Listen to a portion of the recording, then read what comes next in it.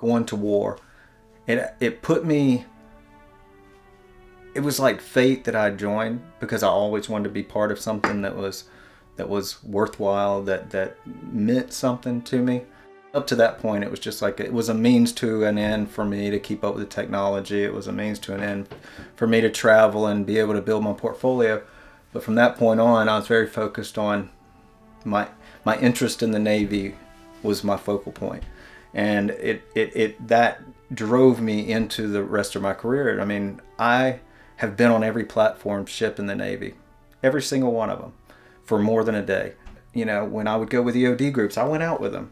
When I would go with the, you know, HMs, corpsmen, I would be in Iraq and I would be with them, busting in doors. When I would go out, all sailors on all the ships. When I went on a sub. I've done the special force thing. I've done, you know, I've been to all aspects of the Navy.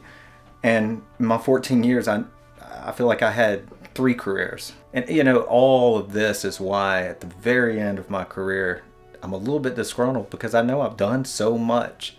So much has been stuffed in my little head that it's hard for me to listen to people that have done like this much in comparison.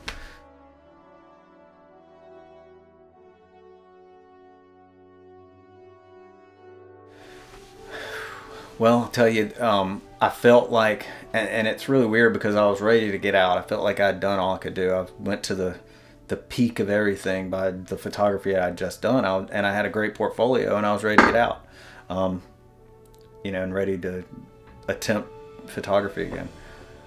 However, I remember I was standing watch, and I was reading an all hands magazine, as we used to do. I mean, you stand watch as you use the bathroom, you're reading all hands magazine, and I was looking at the photography. I said, listen, if I told my boss, Lieutenant McLeod, said, if I can get all hands magazine, I'll stay in. Because he was like, we'd like to stay in, you're a good sailor, and you know, your abilities are wonderful. I was like, well, I appreciate it. If I can get all, and it was a gamble. I said, if I can get all hands magazine, I'll stay in. I swear to you, like the next day or the day after that, he came to me and said, I can get you to the media center in Washington, D.C., and it's up to you to get all hands magazine. I was like, are you kidding me?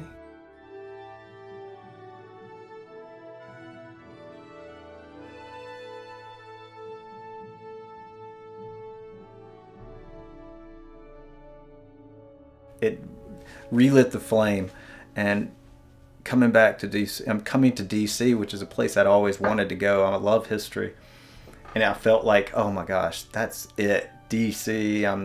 I've reached the peak of my career, you know.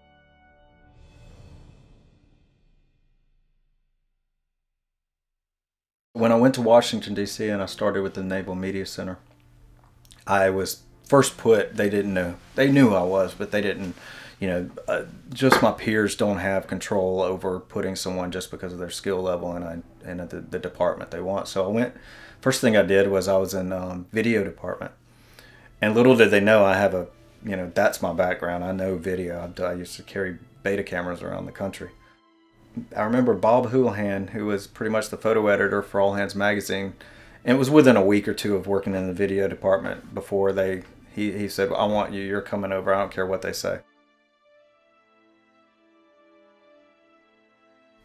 You know, when you're a hunter, it's like a trophy or food to eat or whatever. But when you're doing journalism, it's like you're in search of a better photo, a better story, a more interesting twist on life type thing. So it was I was used to it. I was used to hunting for something, you know, and so I just fell in love with, I even fell in love with journalism more than I ever thought, because it is like the hunt that I'd always done since I was a little kid.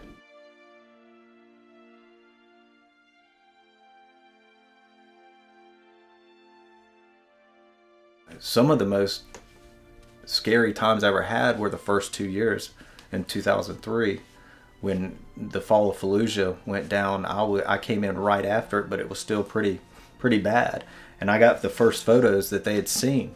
I was like a kid in a candy store for photography. It was just so much visual going on, and I'll never forget it.